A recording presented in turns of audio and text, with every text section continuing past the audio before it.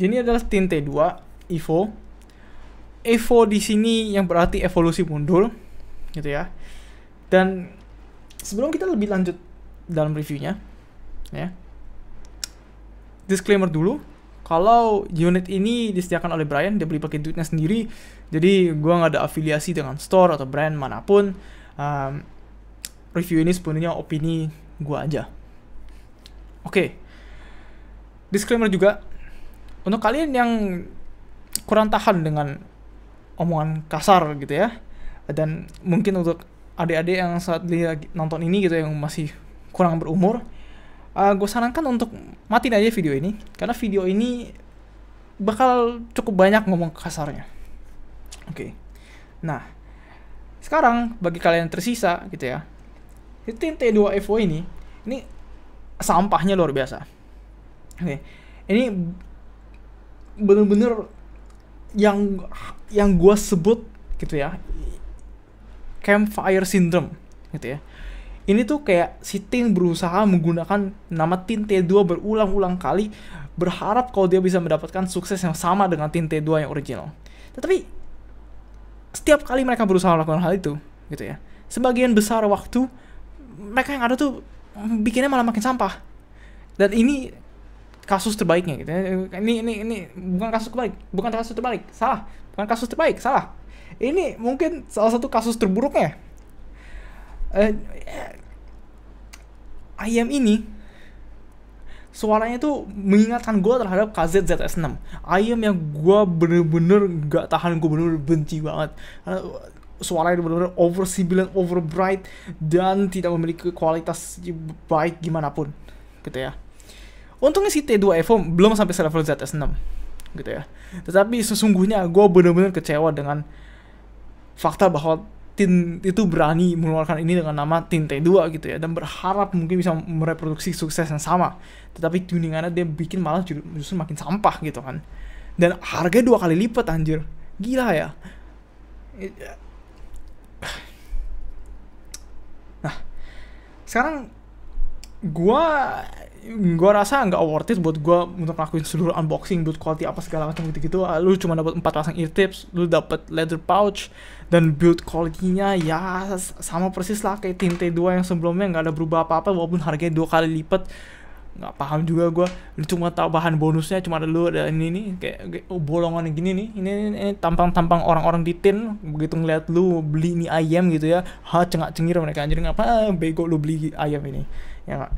Karena kalau kita mulai ngomong masalah bassnya si Tint T2 Evo ini, walaupun subbase-nya sedikit lebih banyak dibanding T2 yang aslinya gitu ya, tetapi tipis banget bassnya ya. Dia itu bener-bener flat-flatnya, dia bener-bener thin banget bassnya ya, tipis banget. Rumble itu hampir nggak ada sama sekali di subbase-nya.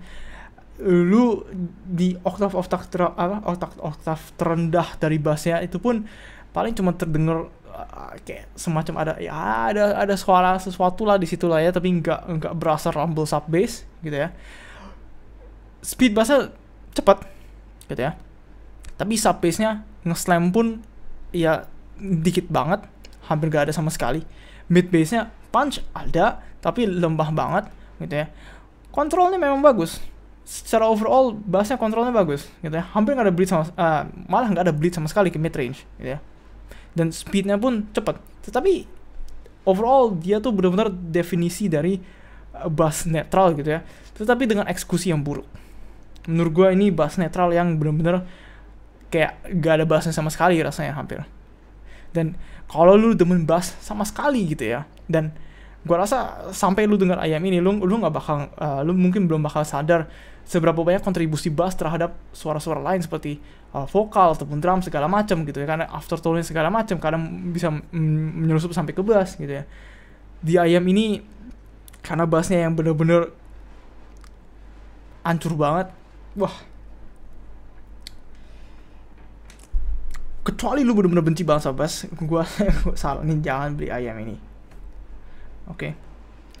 Nah, kalau kita mulai ngomong masalah mids-nya gitu ya.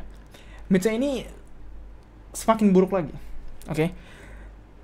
Vokalnya atau mids-nya secara umum malah itu benar-benar tipis banget. Bodinya tipis banget. Dia hampir nggak ada weight sama sekali di note-nya. Dia benar-benar tipis banget. Upper mid-nya tuh benar-benar maju banget. Jadi vokal perempuan segala macam violin itu rasanya kayak berusaha nyerang lu berkali-kali gitu, dan benar-benar shouty banget gitu. Dan suara vokal pun kedengarannya rasanya kayak lu lagi ngedengerin mereka tuh via kayak speaker ditaruh dalam kaleng kayaknya. Kayak dia tuh kayak tipis banget saja suaranya. Gitu. Dan ya, untungnya untuk di mid-range ya, separasi dan detailnya memang masih oke, gitu ya. Jadi kalau lu bener-bener nggak suka ada body sama sekali di mid-range, mungkin lu bakal suka ini, mungkin. Tapi overall mid-nya dia tuh bener-bener tipis banget dan aneh menurut gue suaranya. Nah, kalau kita ngomongin masalah treble, treble-nya si T2FO ini bener-bener si balance-nya tuh top banget, luar biasa banyaknya, hampir selevel ZS6 gitu ya. Gue dengerin Dragon Force Through the Fire and Flames itu gue harus sambil kayak jaga-jaga gitu, setiap kali dia mau hajar simbol gue harus siap-siap gitu. Gini wah ini bakal sakit ya. Karena setelah gue selesai dengerin itu lagu, kuping gue tuh bener-bener sakit banget dengerin ini. Si balance bener over banget, hampir selevel ZS6. Dan overall treble-nya tuh juga punya kayak semacam ring yang ada kayak di T2 Plus juga. Gua pun sebenarnya masih kurang yakin kenapa di IM Tin ini dan si T2 Plus dia tuh ada kayak macam kualitas ringingnya gitu. Ini gua bener-bener nggak tahan banget. Dan overall menurut gua treble-nya pun dia juga agak splashy dikit gitu ya. Dan bener-bener tajam banget lah overall. Pokoknya kecuali lu seumur hidup udah hidup di samping drum set gitu ya, lu seumur hidup lu duduk di samping drum set sampai itu dimainin sekencang-kencangnya gitu sampai lu nggak bisa dengar simbol lagi, gua nggak nyaranin si T2FO. Atau kalau lu masochist gitu ya dan lu suka treble yang menyakiti kuping gitu, atau lu hampir budak, mungkin ini bisa menjadi opsi yang cocok.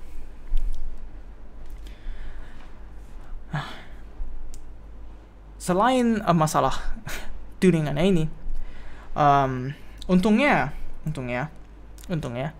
si T2FO ini sedangkan detail di treble-nya cukup oke dan extension-nya juga cukup oke. Tetapi ya itu karena suaranya yang benar-benar ampas banget, gua ya worthless lah sebenarnya menurut gua. Oke. Sekarang kita ngomongin masalah soundstage gitu ya. Ini mungkin termasuk bagian terbaik dari si T2FO, karena kalau misalnya ngomongin soundstage, kalau ini kepala gua gitu ya, soundstage-nya si T2FO itu kayak 3/4 kepala gua, cukup luas. Depth-nya itu kayak setengah kepala gua, dari tengah ke depan muka gua kayak setengahnya. Cukup oke menurut gua, dan imaging-nya pun cukup akurat. Setidaknya dalam tes gua bisa mendapatkan akurasi imaging 45 derajatan. Jadi gua cukup kagum lah akan hal itu. Tapi untuk sisanya ya sampah banget lah. Nah, untuk perbandingan, menurut gue sih nggak worth it untuk bandingin ini dengan apa-apa, karena ini jangan jadi opsi untuk beli, jangan dibeli pokoknya. Ya Pak. Oke. Kalau lu nyari IM yang bright gitu ya, lu nyari IM yang neutral bright, beli tuh HZ Sound Hard Mirror. Udah, nggak usah mikir panjang. Harga segini HZ Sound Hard Mirror aja. Ini nggak usah, ini sampah, nih tai, ini nggak usah dibeli. Oke. Nggak usah dipandang, ini buang aja nih, ini nggak guna ini. Kalau lu berharap mendapatkan kayak macam tin T2 yang lama gitu ya beli aja tin T2 lama kalau lu bisa dapet. Kalau misalnya lu sama sekali nggak bisa dapet, ya wes lah beli T2 Plus gitu ya. Menurut gue sih masih lebih demen tin T2 yang original dibanding T2 Plus sebenarnya. Tapi gue pun kesulitan untuk mencari tin T2 yang asli sekarang, kecuali second segala macam. Dan ya gua cuma bisa berharap yang terbaik untuk tin kedepannya. Gua rasa kayaknya mereka nggak bisa bikin IM yang lebih jelek lagi banding ini gitu ya. Kayaknya ini udah titik terendah mereka. Gua berharap saja IM berikutnya yang mereka rilis itu bakal lebih baik. Dan syukurlah reviewnya sudah kelar. Gua nggak perlu dengerin ini IM lagi. Thank you. Bye bye.